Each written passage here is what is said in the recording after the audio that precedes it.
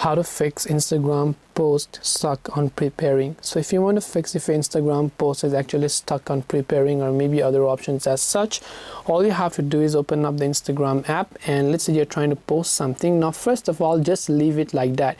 Make sure that you're connected to a strong Wi-Fi connection. Do not switch your internet connection, and just leave it like that, because that should definitely help you.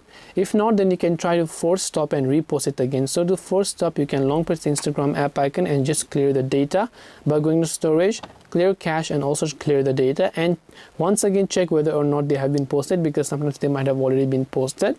If not, then just try to recreate that post. Make sure your Instagram app is up to date and your Wi-Fi is also working just fine, and that post should definitely help you. Now this usually happens when you're trying to process longer photos or videos in higher quality.